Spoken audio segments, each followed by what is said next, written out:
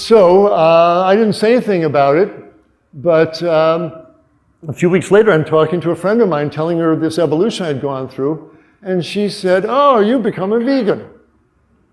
I'd never heard the word. But I said, "Okay, I guess I'm a vegan." Well, my conscience felt good, my body felt good, but this lump above my collarbones here wasn't sure if this is a reasonable thing to do. I knew I was going to stay vegan for the animals and for the planet, but things were just getting too discordant. I couldn't spend my time being an anesthesiologist and putting people to sleep. I wanted to go back to general practice and help them wake up.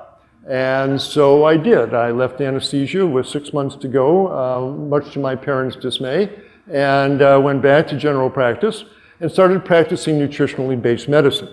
But my patients were asking, is this a reasonable thing to be doing? Was this possible to run a human body on completely plant-based foods? Is this a reasonable thing to do? Is it a safe thing to do? I didn't know. It was 1981 and I had nothing to fall back on. But I had my hemp wallet, so I knew that I was doing the right thing. Could a completely plant-based diet provide all the protein, calories, fats, vitamins, and minerals that the human body requires for excellent health? Well, I had some clues. So do you. There's no denying the biggest, strongest, most powerful animals on planet Earth, elephants, buffaloes, giraffes, gorillas, grow to thousands of pounds of mammalian muscles without ever eating cheeseburgers. There's no question you can grow mammalian muscle out of plant-based material. These animals have no problem doing it. So clearly it's biochemically possible.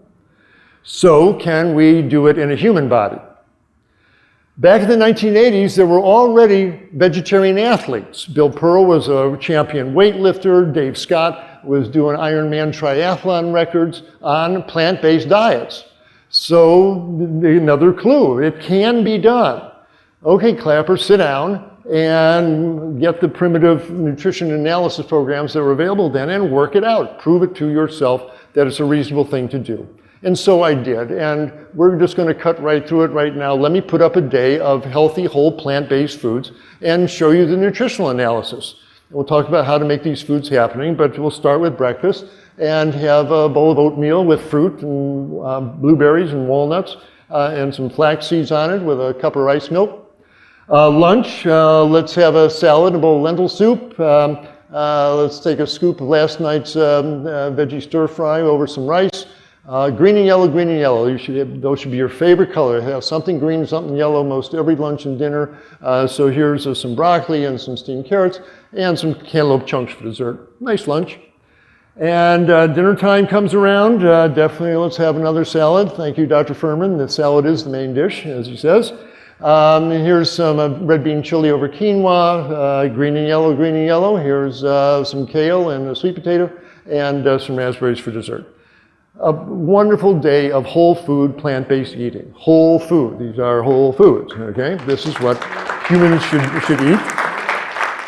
So, it's 2019. We have all sorts of great tools available, and one is a wonderful program. If you don't know Chronometer, it's a really, really helpful free program for nutritional analysis. So I took all those foods and ran them through Chronometer, and here's what you get. Here's the analysis. Okay, calories, lovely. Just shy of 2,200 calories. That's nice for an adult man. We got plenty of fiber. You're going to pass big, soft, bulky stools with this. Your colon's going to love this food. Plenty of iron, though we may not absorb all of it. And in fact, let me point out a couple of very interesting features. Here's the water content, okay? 2.5 liters of water just in the food. There's no liquid water here, okay?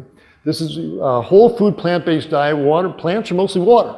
And so this is a high water content diet, and that's a good thing. It gives your kidneys plenty to work with to excrete waste. But just to show you, and I'm not saying you shouldn't drink water, but you're going to be consuming a high water content diet. So I have people saying, I'm up at night peeing. Well, at dinner time, you have a big bowl of soup and a big salad and a big plate of steamed veggies. You're eating a lot of water. And you're supposed to pee by midnight or 2 in the morning. You're going to pee for all that water out. It's not a disease. If it bothers you, you may want to move your wet foods eating earlier in the day. But just to point out, this is a high water content diet, and it's a good thing. The truth of it is. Here are all the B vitamins. Every one of them is amply covered as far as exceeding the 100%. We way overshot on vitamin A because of the sweet potatoes, the carrots, and the cantaloupe, but that's fine.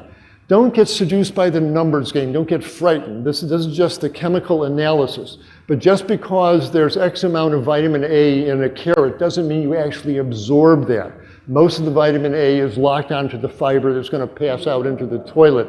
You don't absorb all of this food. And your intestine has the ability to decide how much iron it really wants to let into the intestine. So you say, oh, well, you're way high on vitamin A. It's okay. And the next day's meal, there'll be less vitamin A. And the body compensates for this. So don't get too hung up on the numbers. Just take comfort at all the green, positive values here that we met the requirements. Here, let's see, we met 90% of the fat requirements, 58 grams of fat.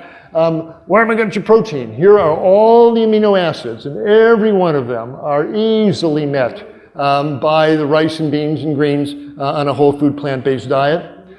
Here's the calcium, by the way, very interesting. We get almost 994 almost 1,000 milligrams of calcium just from the food. Hey, well, that's only 83%.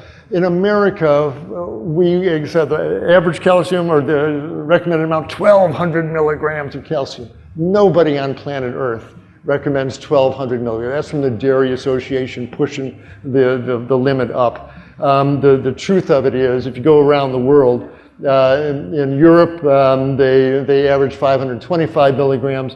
World Health Organization just recommends 400 to 500. The UK 700. So we got 900 just in this food. You're not going to get osteoporosis on this dietary plan. I'll guarantee it. And the calcium from plant foods is much better absorbed than it is even from milk. Kale, you get what? 40 to 59% absorption. Milk, only a third actually gets absorbed. Well, you say, well, I couldn't make all this food during the day. You don't have to.